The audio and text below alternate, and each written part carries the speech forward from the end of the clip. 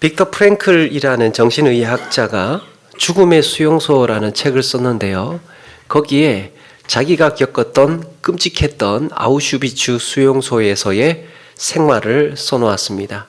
인간 도살장이라고 불릴 정도로 사람 그곳에 들어가면 쉽게 죽어 나온다는, 그곳에 수용된 사람들은 가혹한 노동을 견뎌야 했고 참혹한 구타에 시달려야 했습니다. 하루가 멀다 하고 주변에 많은 사람들이 죽어 나갔습니다. 인간의 상식이나 윤리는 없었고 인간의 존엄성도 찾아볼 수가 없었습니다. 그야말로 지옥을 방불케 하는 죽음의 수용소. 거기에 무슨 소망이 있고 무슨 희망이 있겠습니까? 그들은 어떻게 버틸 수 있었을까? 거기도 사람 사는 데다 보니까, 사람이 있는 곳이다 보니까 죽지 못하면 사는 것이죠. 그래서 그러면 그 사람들은 어떻게 살았을까? 그 중에서 어떤 사람들은 낙관적인 생각을 합니다. 소망을 가져요. 그래서 이번 크리스마스가 되면 나갈 수 있을 거야. 곧 전쟁이 끝날 거야. 내가 지난밤에 꿈을 꿨어. 전쟁 끝날 거야. 이런 이제 소망을 갖는 거죠. 환경이 달라지는 수밖에 없는 거예요. 그들이 생각하기에는 환경이 변하고 조건이 달라지고 좋은 날이 와야 자기들은 좀 편하게 살 수 있을 거라는 이런 생각을 합니다. 그런데 그곳이 어디입니까? 아우슈비츠 포로 수용소. 그게 현실이었습니다. 아무리 좋은 꿈 꾸면 뭐합니까? 아무리 좋은 기대를 하고 좋은 소망을 가지면 뭐합니까? 그들이 살아야 하는 그 한날의 현실은 아우슈비츠 포로 수용소예요. 그냥 지금 당장 죽게 생겼는데, 지금 당장 죽을지 모르는데 거기에 무슨 소망을 가져야 하겠습니까? 희망을 놓아버리고 의지를 상실하고 자신을 포기해버리곤 합니다. 그러니까 환경 좀 달라지고 좋은 날 좀 오기를 원했던 사람들은 정작 그가 서 있는 현실을 직면하고는 이내 포기하고 절망하고 무너져 버리더라는 거죠. 그런데 빅터 프랭클 박사가 그곳에서 발견한 놀라운 사실은, 어떤 사람들은 가만히 보니까 누군가를 위로해주고 어떤 사람들을 도와주고 스스로를 돌보면서 살더라는 거예요. 아니, 그런 지옥 같은 곳에서 무슨 마음의 여력이 있어서 곁에 있는 사람들을 토닥토닥 거려주고 자기 스스로도 잘 챙기고 그렇게 살 수 있을까? 그걸 보고 깜짝 놀랐습니다. 하루도 살 수 없는 그곳에서도 삶이 이어지고 있었던 거예요. 야, 그런 절망적인 지옥 같은 곳에서도 사람이 꿋꿋하게 살아가고 있더라는 겁니다. 빅터 프랭클은 여기서 매우 중요한 통찰을 하게 됩니다. 인간이 살아가는 삶의 힘은 개인의 내적인 선택의 결과다. 내적인 선택의 결과. 그들에게 중요한 것은 환경이나 조건이 아니었던 것이고, 내적인 선택을 어떻게 했느냐, 어떤 의미 부여를 자기에게 했느냐가 중요하다는 걸 깨달았습니다. 그리고 자신도 자기 존재의 의미를 찾고 그런 끔찍한 곳에서도 삶을 포기하지 않을 수 있었다고 합니다. 지금 내가 살아야 하는 이유를 정확하게 발견하기만 하면 죽음의 포로 수용소에서도 살아낼 수 있다 깨달았습니다. 그러면서 한편으로 이런 상상도 해보았답니다. 야, 저 포로 수용소에 나가면, 이 지옥 같은 곳을 내가 벗어나면 기분이 어떨까? 내가 이 지옥 같은 곳에서 풀려나면, 자유의 몸이 된다면 어떤 마음일까? 광명을 찾은 것처럼 뛸 듯이 기쁘고 황홀할 것 같았습니다. 그렇지 않겠습니까? 야, 내가 여기를 나가기만 하면 정말 새로운 날이 펼쳐질 것이고, 정말 새가 날고 또 꽃이 피는 그 들판을 마음껏 죽자고 달려갈 수 있을 텐데 하는 이런 상상을 해보았답니다.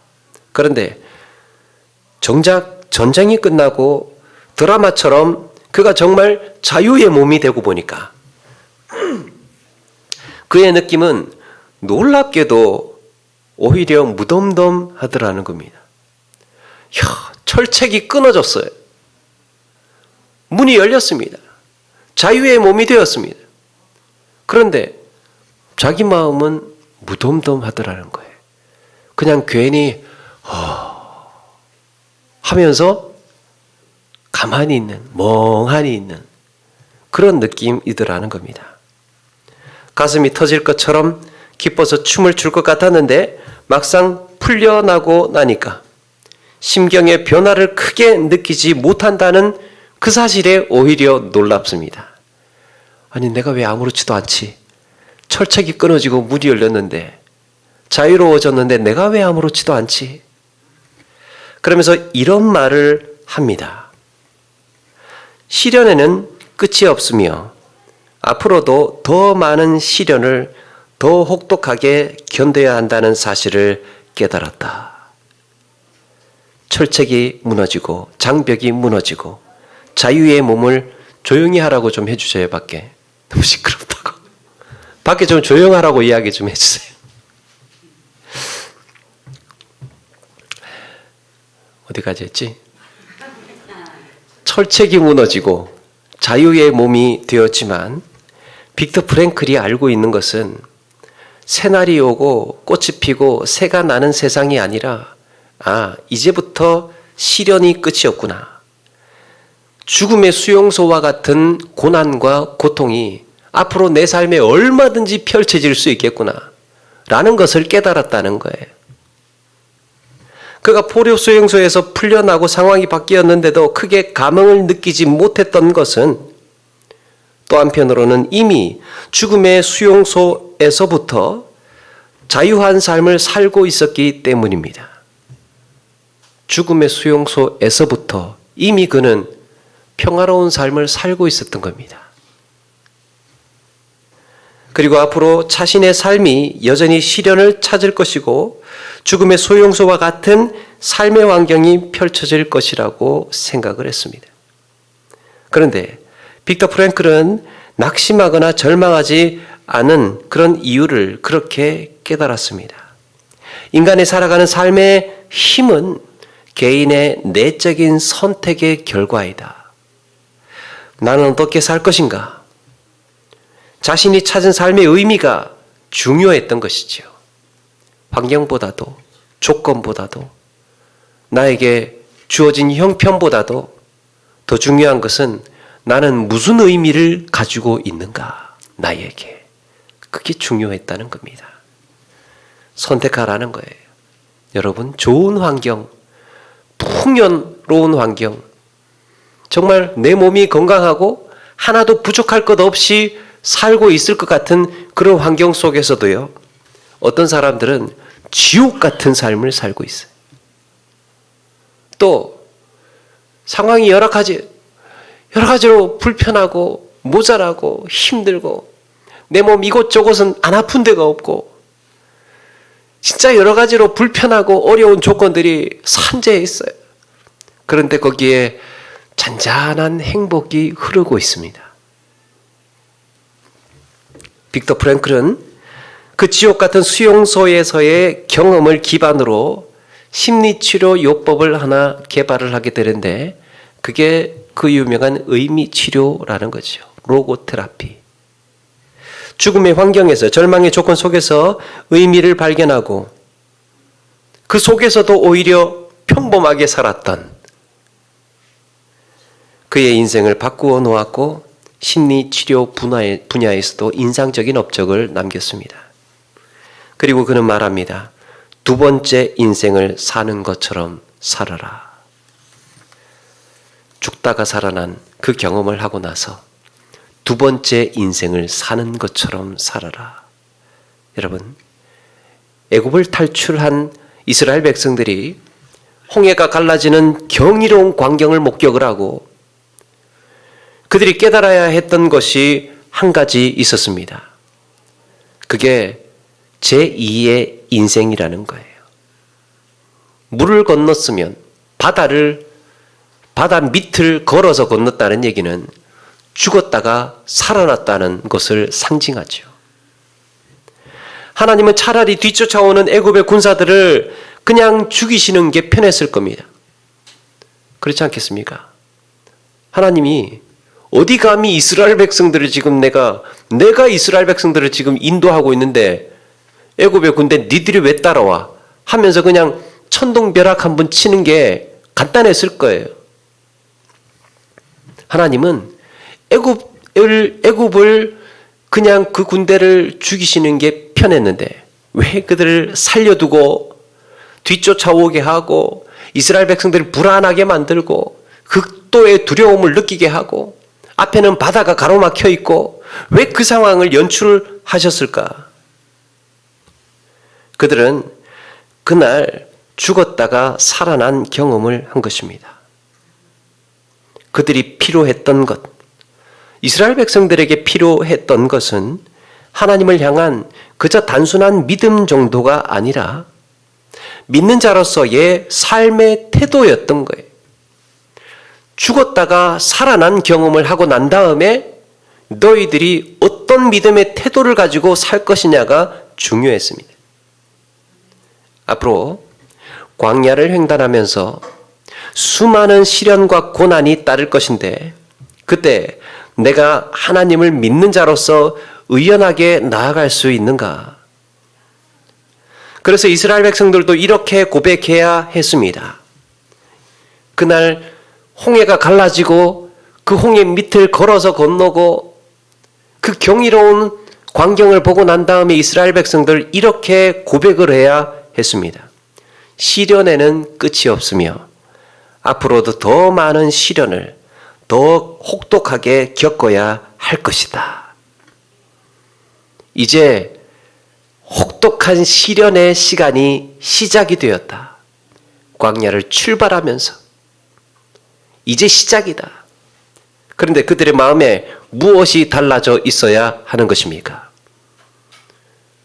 이런 악조건의 환경 속으로 걸어 나아간다고 하더라도 하나님이라는 의미, 구원의 하나님이라는 약속의 하나님이라는 것을 믿음을 가지고 나아가는 그들의 태도가 중요했던 거예요. 바다가 갈라지고 나서 홍해가 갈라지고 나서 이스라엘 백성들이 그 애굽의 군사들이 수장되는 그 모습을 보면서 그들은 날뛰고 솟구치고 북치고 춤추고 노래 부르고 얼마나 흥겨웠습니까? 좋지만 사실 그게 중요한 게 아니에요. 와, 우리가 이겼다. 이걸로 끝나는 게 아닙니다. 그 모습을 보고 너희들은 앞으로 어떻게 살 것이냐를 깨달아야 했던 것입니다.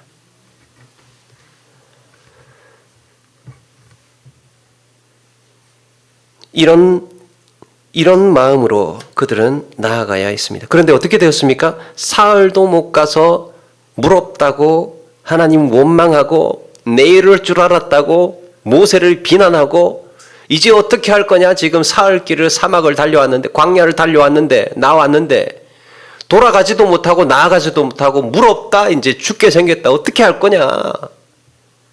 원망하고 난리를 부리고 있었습니다. 여러분, 이런 원망이요, 이스라엘 백성들 광야 40년 동안 계속해서 반복되었고 힘들 때마다 곤란할 때마다 시련이 닥칠 때마다 모세를 멱살 잡듯이 그렇게 쥐어 흔드는 사람들이 여기저기에서 속속들이 일어나고 있었습니다.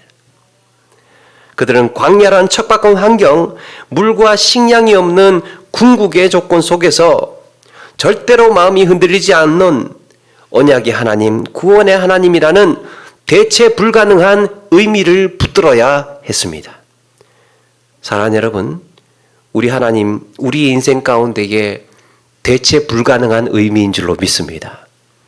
내 생의 최고의 의미, 아무것도 없어도 물도 없고 먹을 것도 없고 양식도 없고 타는 듯한 광야의 장렬하는 떼약볕 아래에서도 내 마음 하나 흔들리지 않고 나아갈 수 있는 용기가 어디에서 온다는 겁니까? 대체 불가능한 의미. 하나님께서 그렇게 약속하셨어. 너희들 가나안 땅에 걱정하지 말고 내가 인도할 테니까 걱정하지 말고 광야로 나가자. 아무것도 없으니까 오히려 하나님만을 더 바라볼 수 있게 하는 그 광야로 나가자. 내가 너희들을 구원하겠다. 약속하셨습니다. 이게 죽었다가 살아난 사람들의 마음, 가져야 할 마음가짐이었던 거예요. 너희들 광야로 나아갈 준비가 되었느냐? 이제 나와 함께 광야를 횡단할 믿음의 준비가 되었느냐? 묻고 계셨던 것입니다. 그게 홍해가 갈라지고 애굽의 군사들이 죽고 이스라엘 백성들이 그 광경을 목도한 의미였던 거예요. 춤추고 기뻐하고 노래 부르고 소고치며 박수치면서 그렇게 그날 축제의 밤을 보내는 것이 흥겨워서 그럴 수는 있으나 사실은 그게 포인트가 아니었다는 거예요. 이제 광야 40년의 길을 준비되었느냐? 하나님께서 묻고 계셨습니다. 오늘 성경은 예수 그리스도의 부활을 경험한 자, 부활의 신앙으로 사는 자들은 바로 그런 마음으로 살으라고 가르쳐주고 있습니다. 예수님께서 죽었다가 살아나셨다는 사실을 믿는 자의 마음이 어떠해야 하겠느냐? 그 마음이어야 된다는 거예요. 고린도 교인들에게도 부활의 복음이 전해졌지요. 그런데 그들 중에 상당수는 여전히 부활신앙 이전의 삶을 살고 있었습니다. 예수님께서 부활하셨음에도 불구하고 그 사실이 우리에게도 해당이 되고 우리도 부활할 것을 믿어야 함에도 불구하고 그들의 삶은 여전히 부활 이전의 삶으로 살아가고 있었던 거죠.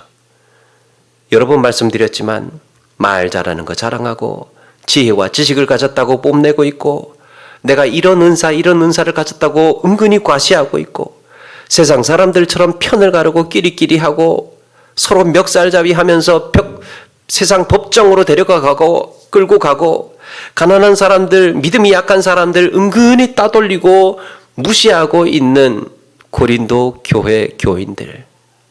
사도 바울은 이 고린도 전서의 마지막에 와서 이런 고린도 교인들의 분위기가 왜 이렇게 일어나게 되었느냐라고 했을 때 부활을 부인하고 있었기 때문이라는 겁니다.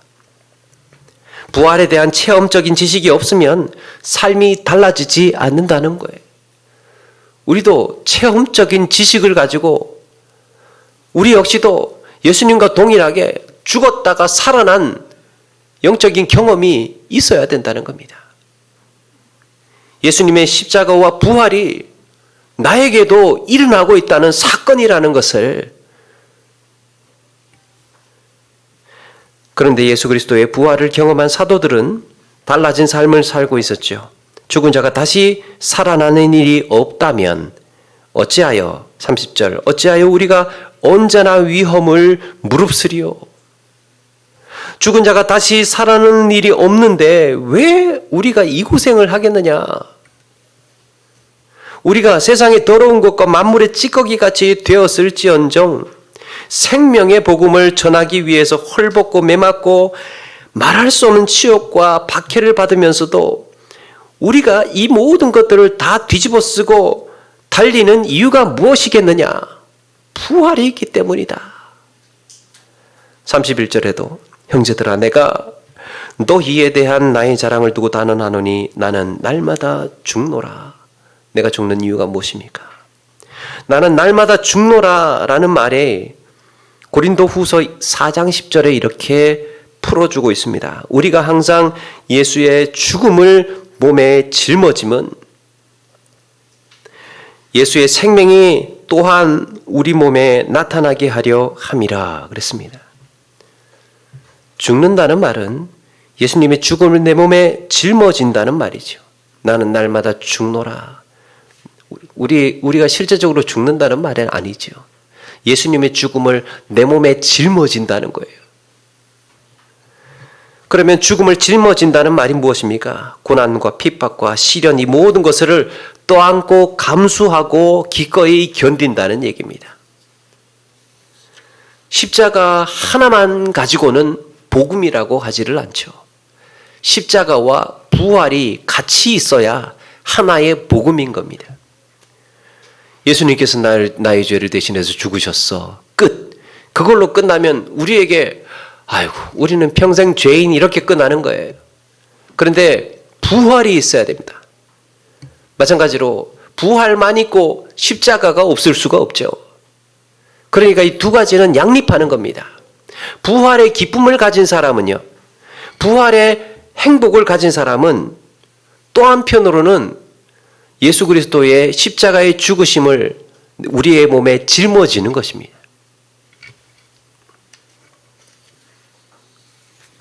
그래서 바울은 그리스도의 남은 고난을 내 육체에 채우노라 그랬습니다. 사도 바울은 매일 죽음의 위험에 노출되어 있었습니다. 언제 죽어도 이상하지 않을 정도로 그는 자신의 안전을 돌보지 않았습니다. 삶과 죽음의 경계에서 생사를 오가는 치열한 싸움을 벌이고 있습니다. 이런 위험에 처한 사람들에게는 던지는 말 한마디가 정말 목숨이 위태롭게 할 정도로 재판정에서 바울은 그런데 이 모든 것들을 감수하고 오히려 그리스도의 남은 고난을 자신의 몸에 채워가노라고 말하고 있습니다. 날마다 죽음을 고백하는 것이 예수 그리스도의 생명이 내 몸에 나타나는 것이라고 말하고 있습니다. 싸움의 방식도 달랐습니다. 32절 보니까 내가 사람의 방법으로 에베소에서 맹수와 더불어 싸웠다면 내가 무슨 유익이 있으리요? 죽은 자가 다시 살아나지 못한다면 내일 죽을 터이니 먹고 마시자 하리라. 고린도전서는 에베소에서 기록되었는데요. 에베소에서 맹수와 더불어 싸웠다면 그 싸운 이야기를 지금 떠올리고 있죠. 이 에베소는 로마 시대의 아시아의 수도였습니다. 바울은 자신이 아시아에서 겪었던 일을 아시아의 수도인 에베소에서 고린도 교인들에게 써보내고 있는 거예요. 그가 아시아에서 무슨 일을 당했습니까? 고린도후서 1장 8절을 보니까 형제들아 우리가 아시아에서 당한 환난을 너희가 모르기를 원하지 아니하노니 힘에 겹도록 심한 고난을 당하여 살 소망까지 끊어지고 우리는 우리 자신이 사형 선고를 받은 줄 알았으니 이게 중요합니다. 이는 우리로 자기를 의지하지 말고 오직 죽은 자를 다시 살리시는 하나님만 의지하게 하심이라. 하나님만 의지하게 하심이라. 광야에 식량도 없어요. 물도 없어요. 햇볕도 뜨거워요. 그늘도 없어요. 살기 힘들어요. 아무것도 없어요. 하나님의 뜻이 무엇입니까? 하나님만 바라보게 하라는 뜻이었던 거예요. 사도 바울은 그 말을 하고 있습니다. 자기 힘으로 할 수 있는 게 아무것도 없었습니다. 자기 능력으로 해낼 수 있는 게 아무것도 없었어요. 그래서 뭐라고 하느냐? 우리 자신이 사형 선고를 받은 줄 알았다. 나는 죽은 것이, 내가 죽는 것이 확정이 되었다. 그냥 이대로 가면 그냥 죽는 것이다. 그래서 살 소망까지 끊어졌다. 내가 할 수 있는 게 손도 까딱할 수 있는 능력도 아무것도 없을 때 사도 바울이 깨달았던 것 한 가지. 이것이 하나님만 의지하라는 하나님의 사인이었구나. 놀랍지 않습니까? 하나님이 없었다면, 대체 불가능한 하나님이라는 존재가 없었다면 포기해버렸을 거예요. 야, 이제 뭐 더 살면 뭐해? 내가 지금 뭘 할 수 있어, 이제? 이런 형편에, 이런 조건에, 이런 상황에서 내가 뭘 할 수 있겠어? 이랬을 겁니다. 그런데 우리는 부활의 신앙을 가지고 있죠. 살아계신 하나님께서 우리의 삶의 인도자가 되시지요. 그러니까 하나님만을 바라보라는 하나님의 사인이구나. 그걸 고백할 수 있었던 것입니다. 이런 고백이 우리의 삶에도 나타나기를 소망합니다. 사람의 상식이나 사람의 이해로 내가 왜 죽음을 무릅쓰겠냐 인간적으로 생각한다면 내가 왜 그 미련하고 무모한 짓을 하겠느냐. 여러분, 부활이 없다고 상상을 해보면 그냥 이대로 살고 그냥 죽는다면 우리가 정말 몇십 년 살지 못하고 그냥 여기에서 우리의 영혼이고 뭐고 다 끝이 난다고 친다면 그 뒤로 없어요. 그냥 우리 죽고 나면 다 끝이에요. 아무것도 없어요. 그렇게 되면 어떻게 될까? 여러분, 소망 없는 축제가 될 겁니다. 하루하루. 먹고 마시자 하리라. 내일 죽을 건데 뭘 착하게 살아. 무슨 의미가 있고 뭔 가치가 있겠어. 그냥 하루하루 그냥 즐겁게 재미나게 행복하게 살면 그만이지. 쾌락이 최고의 가치가 될 거예요. 그걸로 끝이 나면. 로마 시대의 것으로 보이는 어느 묘비에는 이렇게 쓰여 있다고 합니다. 당신들은 끝장날 것이다. 그러니 마음 놓고 마셔라. 끝장날 것이기 때문에 뭘 걱정하느냐. 즐겨라. 오늘을 즐겨라. 부활이 없다면 찰나의 쾌락을 얻는 것이 지혜로울 겁니다. 주일이고 뭐고 하루라도 더 재미나게 즐겁게 살려고 애를 쓰지 누가 이런 하루를 이렇게 이 귀한 금쪽 같은 시간을 빼가면서 예배의 자리에 나오겠습니까? 누가 이런 수고를 하고 누가 이런 헌신을 하고 누가 이런 봉사를 하고 누가 이런 섬김을 하겠습니까? 누가 이런 수고와 고통을 자초하겠습니까? 백으로 목사님 왔다 갔지만 누가 그런 곳에 가서 물에 세균 드글드글한 그곳에서 살겠습니까? 그러나 성경은 그리스도의 고난을 내 육체에 채우는 이유는 부활이 있음을 증명하는 것이라고 말씀합니다. 우리의 몸에 육체의 고난이 채워져 갈수록 오히려 그것이 부활이 있음을 증명하는 것이라고 이야기를 합니다. 어떤 책에 이렇게 쓰여 있습니다. 도마는 예수님의 창자국과 못자국이 있는 것을 만져보고서야 부활하셨음을 믿게 됩니다. 현대인들도 증거 없으면 믿지 않는다고 하지요. 오늘날의 교회나 목회자들이나 성도들에게 창자국이 없고 못자국이 없을 때, 증거할 능력이 없을 때 어떻게 사람들이 믿겠냐는 것입니다. 부활의 흔적은요, 창자국이에요. 못자국이에요. 그게 부활의 흔적입니다. 우리의 몸은 상처투성이에요. 그 상처투성이가 우리는 뭐라고 해야 되느냐? 이게 부활의 증거다라고 해야 된다는 겁니다. 사랑하는 여러분, 우리에게 부활의 흔적이 필요합니다. 삶에서 직면하는 시련이나 상처에 흔들리지 않아야 하는 이유를 우리는 가지고 있습니다. 그렇다고 불필요한 고생을 일부러 할 필요는 없겠지만 내 앞에 마주하였을 때, 그런 것들이 내 앞에 마주하였을 때, 피할 수 없게 되었을 때 부활을 믿는 자로서 믿음의 반응이 나타나야 하지 않겠습니까? 어려움이 왔을 때, 시련이 왔을 때 대처하는 반응이, 믿음의 반응이 우리는 좀 달라야 되지 않겠느냐. 여영민님의 도마라는 시가 있습니다. 예수님의 제자 도마가 아니고 그 주방에서 쓰는 도마, 그 도마를 시로 썼는데요. 이렇게 노래합니다. 도마, 방패보다 도마가 되기로 했다. 모두가 피하는 칼 늠름하게 받아내며 울퉁불퉁한 모든 삶의 재료 내 안에서 알맞게 반듯해지고 다져지는데 까짓 칼자국이야 한두 개일 때 흉터 삶이 되고 보면 꽃보다 향기로운 무늬가 된다. 까짓 칼자국이야 한두 개쯤일 때는 흉터였는데 이게 도마를 보면 어떻습니까? 엄청난 칼자국이 있죠. 그게 자기한테 아름답고 향기로운 문이라고 이야기를 합니다. 하도 많은 칼자국을 받아서 그게 삶이 되고 보면 꽃보다 향기로운 무늬가 된다고 이야기를 합니다.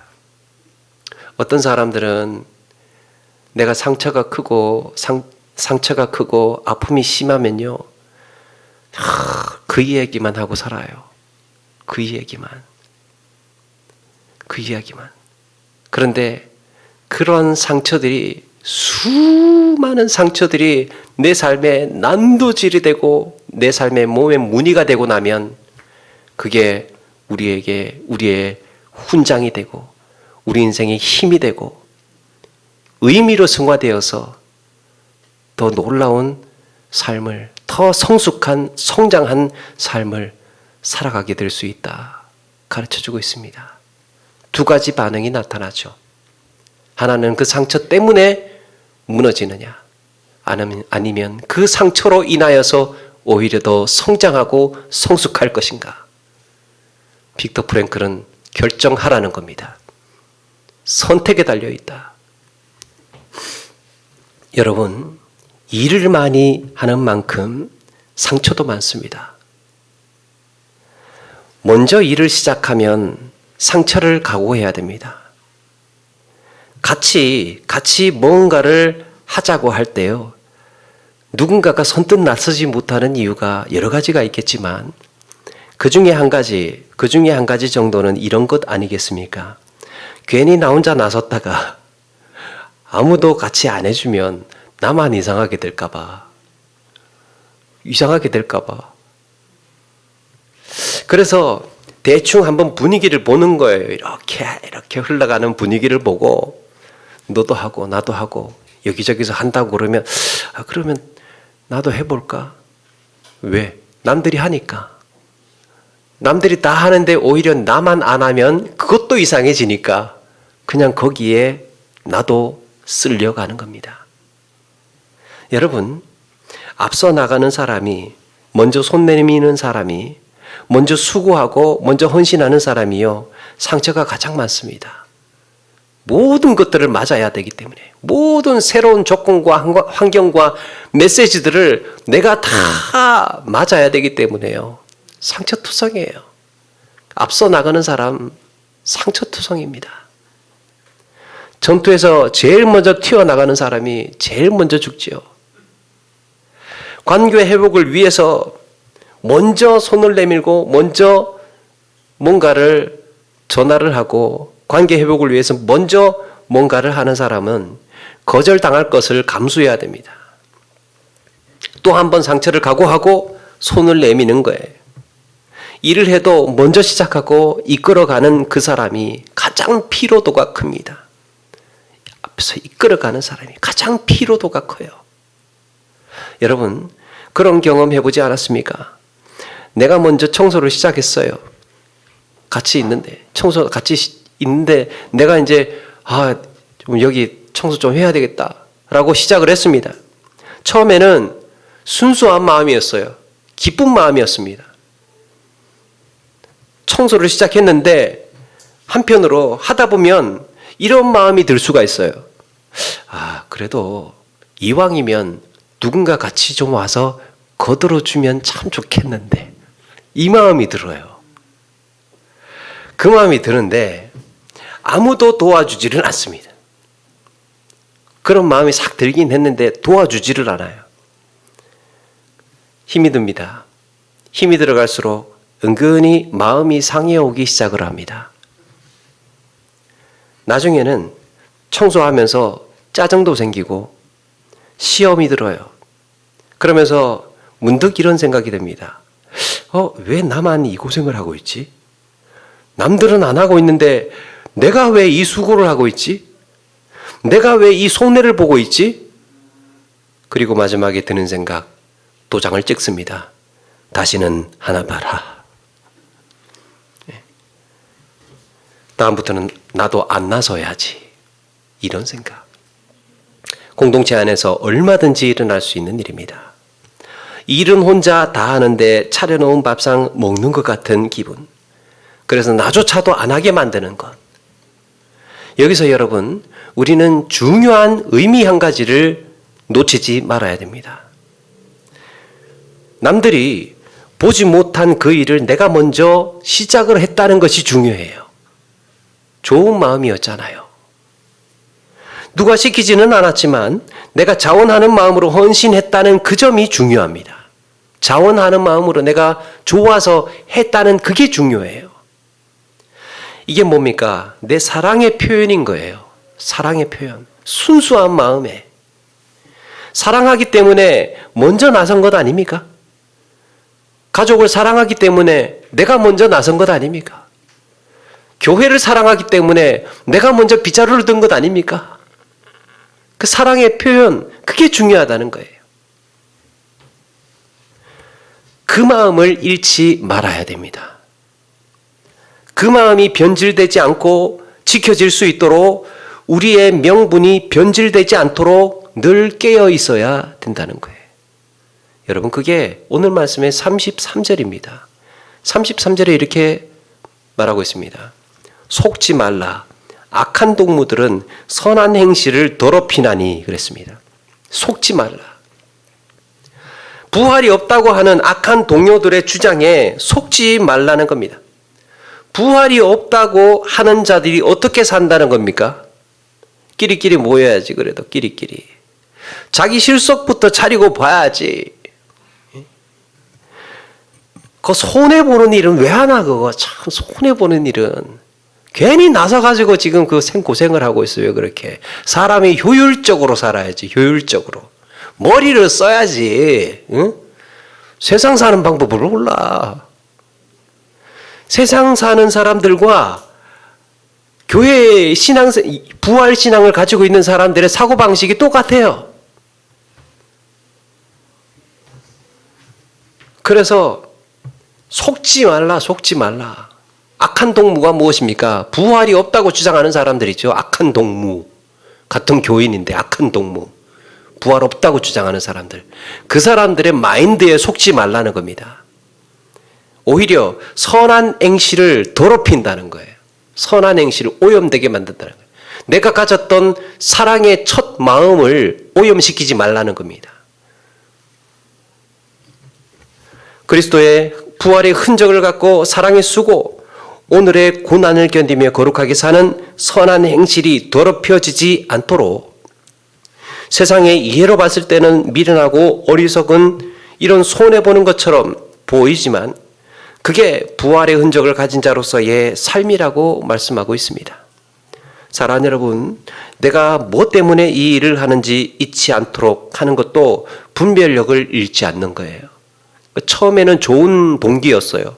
처음에 좋은 가치였고 좋은 의미로 사랑하는 마음으로 수고하고 헌신하겠다는 마음으로 시작했어요. 무슨 일이든지. 그렇게 시작했는데 중간에 드는 생각, 왜 같이 안 해주지? 왜 내 혼자만 하고 있지? 이 생각이 내 처음의 생각을 오염시키고 있다는 겁니다. 주님께서 주신 구원의 은혜가 놀랍고 감사해서 우리는 그 사랑을 표현했을 뿐이 여기에 누가 안 따라준다, 아무도 안 도와준다, 이런 것은 내 순수한 이유가 아니지 않습니까? 그런 의미에서 믿음은 사랑의 표현이에요. 믿는다는 것. 이어령의 마지막 수업인가 어떤 책인지 정확히 기억은 안 나는데 제가 예전에 했던 이야기를 거기에서 또 써놓고 있더라고요. 뭐라고 하느냐? 사람이 옳고 정답이어서 믿는 것이 아니라 그를 사랑하기 때문에 믿는다라고 했습니다. 맞는 말 해요. 정답을 이야기해요. 옳은 이야기를 합니다. 그런데 싫어요. 믿지 않습니다. 좀 틀린 이야기도 하고 막 좀 실수도 하고 어설퍼요. 근데 내가 좋아해. 믿어줍니다. 예? 그 사람의 말이 맞아서 믿는 게 아니고 그를 사랑하고 좋아하기 때문에 믿는 거예요. 사람이 그렇답니다. 여러분, 믿는다는 것은 논리적이고 상식적이고 계산적이어서 믿어주는 것이 아니고 사랑하기 때문에 믿어주는 거예요. 사랑은 전염력이 강하다고 그러죠. 믿어주는 사람이 있으면 그게 전염이 돼요. 주변에 그 사람에게. 그래서 살아갈 힘을 얻고 회복이 되고 소망을 얻는 것입니다. 믿는다는 그 자체가 의미 있는 일이에요. 한번 좀 믿어봤더니 에이, 믿을 사람 못 되네. 이거는 세상 사람들이 그렇게 해요. 근데 부활 신앙을 가지고 있는 사람은, 그 은혜에 감사하고 구원에 감사한 사람은 이런 믿음으로 살아가는 것입니다. 부활 신앙은 내 모든 수고와 시련과 고난을 해석해주는 근거가 된다. 나의 시련, 나의 수고, 나의 고난을 해석해주는 근거가 뭐냐? 부활 신앙입니다. 부활 신앙. 그 사실을 꼭 기억하시고 성숙한 그리스도인의 삶을 살아가시는 우리 모두가 되기를 바랍니다. 말씀을 마칩니다. 사랑하는 여러분, 우리 각자에게는 무슨 흔적이 있습니까? 살아보니 믿지 못할 세상, 믿지 못할 인간들이라고, 내게 손해를 입힌 그 사람들 용서할 수 없다고, 상처가 두려워서 선뜻 나서지 않았다면, 부활신앙으로 살아가는 우리에게 부활의 흔적을 나는 무엇으로 증명해야 하겠습니까? 우리에게 무슨 흔적이 있고 무엇으로 증명하고 있습니까? 나의 수고, 나의 성실, 나의 섬김, 그리고 나의 신앙 고백까지도 이 모든 것이 죽었다가 다시 사신 그리스도를 믿는 자로서 그 고난의 흔적을 채워가는 것임을 기억하시고, 내 생애의 가장 은혜로운 의미, 우리의 생애의 가장 은혜로운 의미, 부활의 은혜를 붙들고 나아가시는 우리 모두가 되기를 주의 이름으로 축원합니다.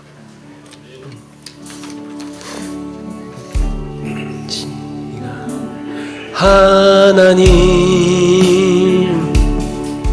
나를 부르시니가 하나님, 우리 찬양하면서 준비한 예물 드리겠습니다. 보내시니도 하나님, 나의 나 된 것은 다 하나님 은혜라. 나의 달려갈 길 다 가도록, 나의 마지막 호흡 다 하도록,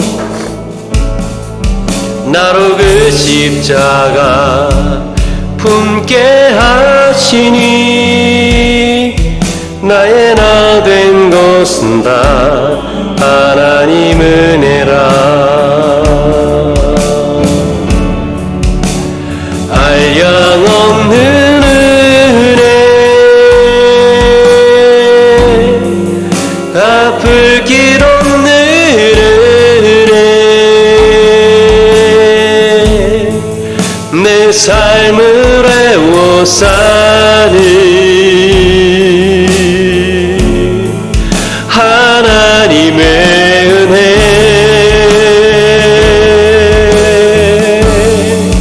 나 주저함 없이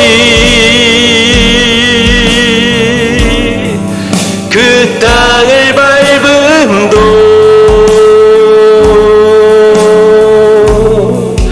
나를 붙드시니